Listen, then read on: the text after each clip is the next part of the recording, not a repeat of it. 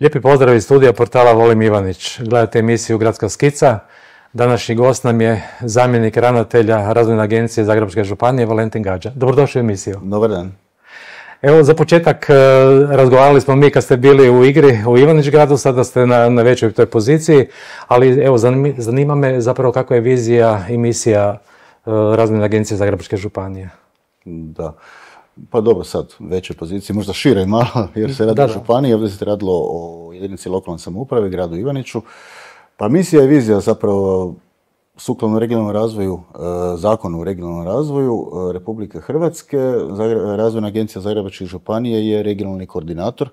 Pored ovih ostalih, ukupno ih ima 21 za svaku županiju. Misija je zapravo, odnosno njezina uloga je koordinirati između Ministarstva regionalnog razvoja, odnosno nekakvih viših instanci nacionalnih, prema svom osnivaču, a to je županija, Zagrebačka županija.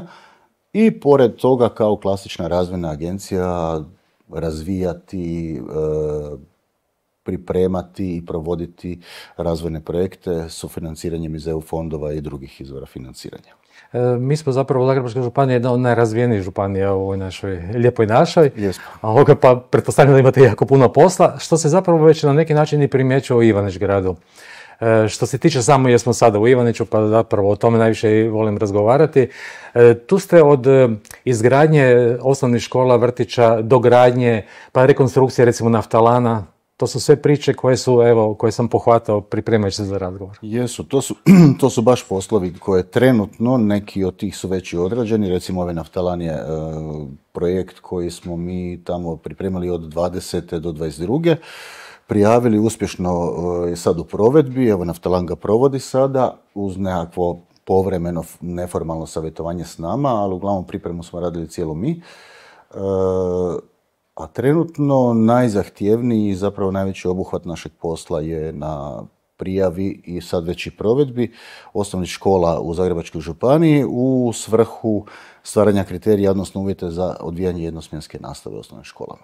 Trenutno imamo prijavljenih 17 projekata osnovnih škola, što sa dvoranama, malim, dvodjelnim, jednodjelnim, što samostalno proširenje kapaciteta škola.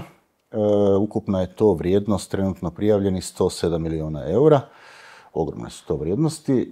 Od toga sredstva koja se sufinanciraju temeljem Next Generation EU, odnosno MPO-a, su oko 92 milijuna eura. Znači, to je posao koji odrađujemo direktno za našeg osnivača županiju, koja je zapravo, ono što ste rekli da je izuzetno već i zaista razvijena. Po ovim indikatorima uspješnosti prijave škola zapravo na samom vrhu u Republici Hrvatskoj.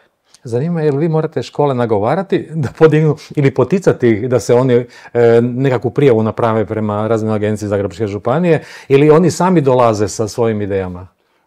Pa većina njih zapravo naravno da želi. Svi žele investicije u svoje škole, onda to je povezano i sa jedinicama lokalne samouprave kojima također odgovara da se njihove škole razvijaju. Gradonačelnicima, načelnicima jako je naravno važno to, tako da ta suradnja je iznimno dobra i sa školama i sa osnivačem županijom, upravnim odjelom za obrazovanje i sa načelnicima i gradonačelnicima, jako dobra. Kako radovi ima tu dosta problema oko i rješavanja vlasničkih odnosa, da bi se neki kriteriji... Da, to oni moraju riješiti, tako da? Da, oni to moraju riješiti, tako da to neko uz naš suport, to neko ubrzavanje da bi se to riješilo, da bi se mogla realizirati prijava, je jako važno. Ajmo konkretno ovako, Ivanić-gradu, osnovna škola Đure Deželića je zapravo u prvom planu.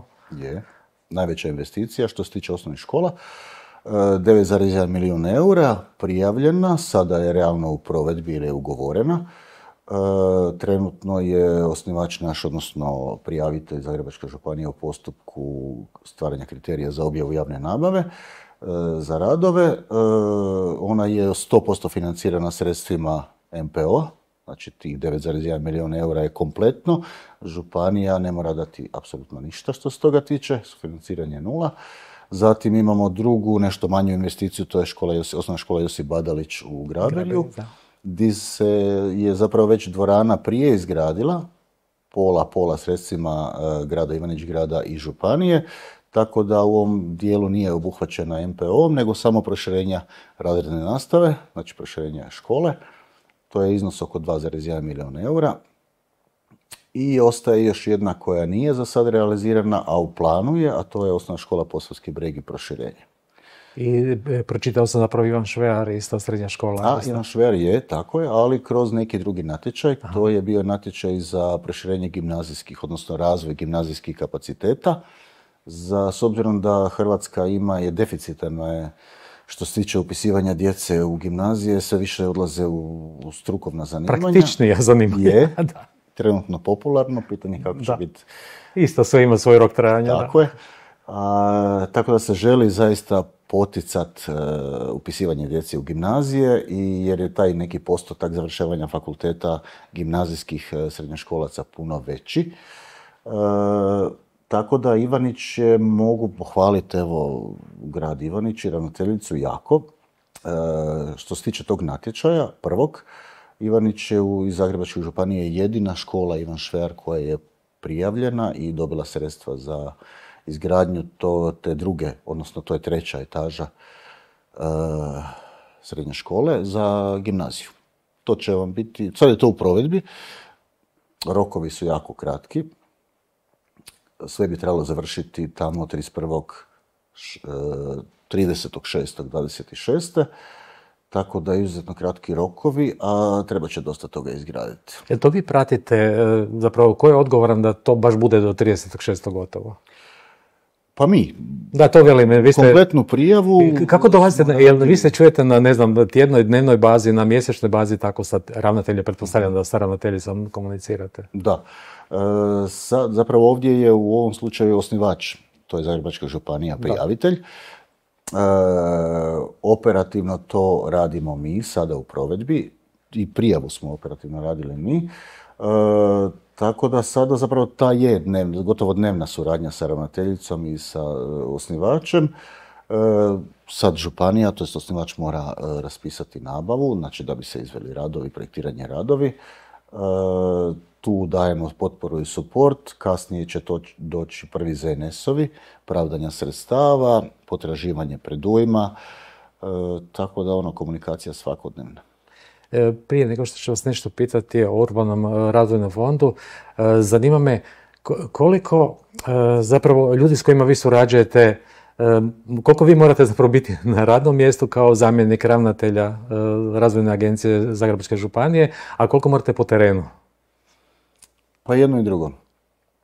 Kad je zapravo nekakav administrativni posao koji se odrađuje u uredu, znači ne možete ga nigdje drugdje, na terenu to je jako teško, znači, ali jako je bitno, znači, odlaziti na teren, razgovarati, educirati, savjetovati načelnike, gradonačelnike, zapravo sve institucije koje su nekako, primarno mi radimo za javne institucije, ne za privatne, s obzirom da kao regionalni koordinator ne bi ni smjeli raditi za privatni sektor, jer se sufinanciramo sada nekim manjim postotkom, oko 30% iz tehničke pomoći EU, znači sredstvima EU, tako financiramo naše plaće, a prije je to čak bilo i do 100%. Zapravo, kod nas se vidi da vi nešto radi. Mislim, stvarno ste vidljivi što se tiče Razvojne agencije Zagrebačke županije. U Ivanić Gradu, to sam sad htio povezati, je li tako vidljivost i u drugim ovim sredinama, koje 21 ste spomenuli?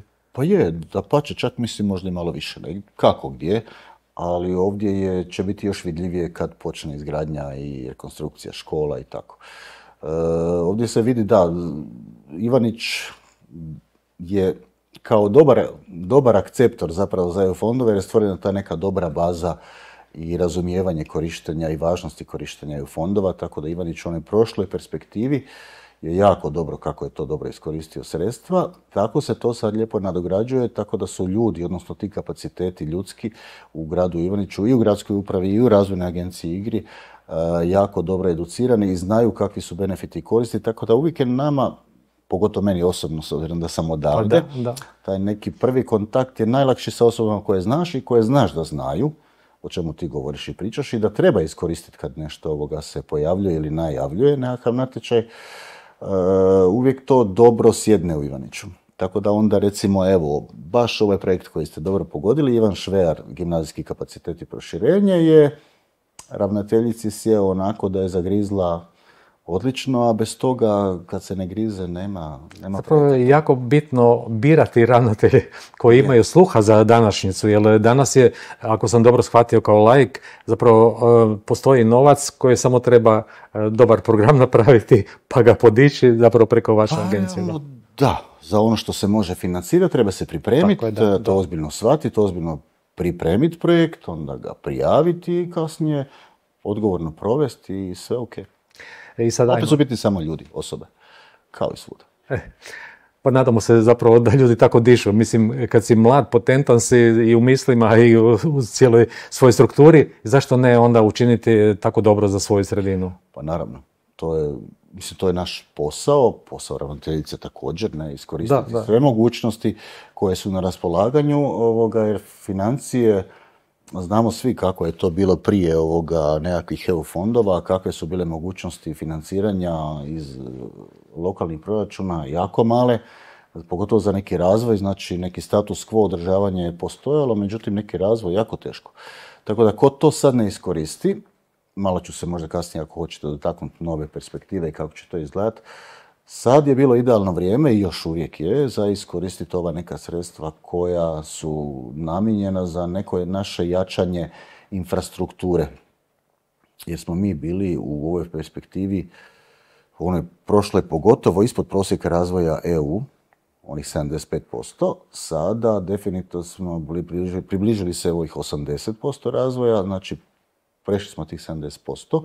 Iznad prosjeka smo u sljedećoj financijskoj perspektivi, definitivno ćemo biti iznad prosjeka i tada nam se ja bih rekao, taj neki socijalni element, odnosno nekakva socijalna pomoć smanjuje. Mi nismo više toliko potrebiti, mi spadamo više u onaj razred bolje razvijenih i ove neke stvari će se smanjivati. Evo da kažemo još nešto o urbanom razvojnom fondu, koji je itekako bitan u ovoj cijeloj našoj priči o kojoj razgovaramo. Urbani razvojni fond je potpuno novi, skroz inovativan, zapravo financijski instrument. To je kombinacija financijskog instrumenta i bespovratnih sredstava u omjeru 50-50. Zapravo jako dobar fond i dobar zapravo pokazatelj kako će to izgledati u budućnosti korištenja EU fondova. Znači smanjit će se ovo što sam rekao, nekakva ta dodjela 85%, 80% sredstava za razvoj infrastrukture pogotovo, gdje će se koristiti ovi financijski modeli ovakvog tipa. Trenutno je on u funkciji, znači može se prijavljivati projekti na taj razvojni fond. Nekoliko već u Hrvatskoj ugovorenih, ja mislim 7-8. Ivanić ovdje, koliko znam, ima barem jedan projekt koji se misli prijaviti na taj poziv, odnosno za sufinanciranje kroz kredit i bespovratna sredstva. Radi se zapravo o kreditu dio koji se odnosi na HBOR, drugi dio bespovratna sredstva odnose se Ministarstvo regionalnog razvoja na njihova sredstva. To je zapravo kreditni program koji služi za jedinice lokalne samouprave i regionalne samouprave i njihove pravne osobe kojima su oni osnivači i također i javne ustanove u državnom vlasništvu. Radi se zapravo o fondu koji namijenjen je zapravo za sve djelatnosti, gotovo sve djelatnosti, turizam, poslovne djelatnosti, kultura, ali isključivo za projekte koji su financijski održivi. Znači, nekakvom studijom izvodljivosti se mora dokazati da je taj projekt financijski samo održiv.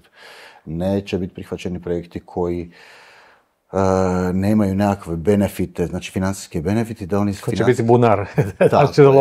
Bunar za trošenje novaca. To je zapravo dobro i dobar pokazatelj da više nema takvih projekata, oni se neće financirati, nego samo isključivo kada želiš neki projekt, nekakvu razvoj svoje infrastrukture u gradu, turističke ili bilo kakve, ti moraš dokazati da je to financijski održivo i tada ćeš zapravo dobiti maksimalno 50% povrata sredstava, a ostalih 50% ćeš vraćati sam kreditom, što je zapravo i samo to vraćanje tih 50% kredita te tjera da to bude financijski održiv projekt.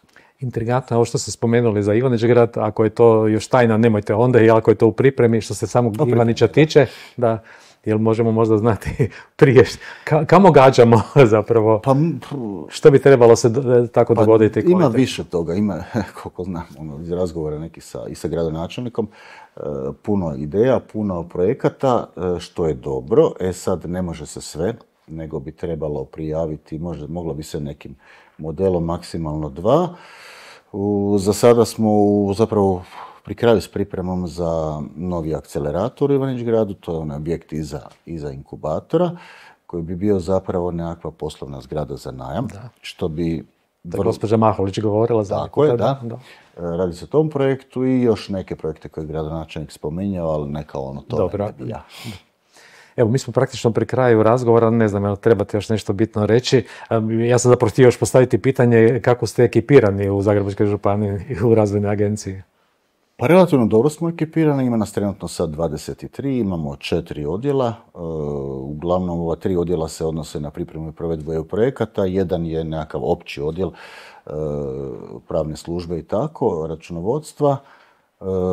Dobro smo ekipirani za sada, zadovoljavamo i osnivača i ja mislim jedinice lokalne samouprave što se tiče njihovih potreba, bar za sada. Evo, hvala vam lijepo na razgovoru. Ne želim vam da uspije što više ovih projekata koji su i u naznakama, a pogotovo da se završe na vrijeme ovi koji su trenutno aktualni. Pa evo, čućemo se možda tamo kad prođe natječaj za škole, to je konac ove godine, pa da vidimo kakvi su rezultati kad završi cijeli natječaj, što smo uspjeli, koliko smo prijavili, možda jednom prilikom da vidimo kakvi su rezultati. Vidimo se onda. Hvala vam najljepša. Hvala vama. Hvala vam na pozornosti. Pratite nas na društvenim mrežama, na portalu Volim Ivanić, na YouTube i na Facebooku i do neke nove zgode. Lijepi pozdrav.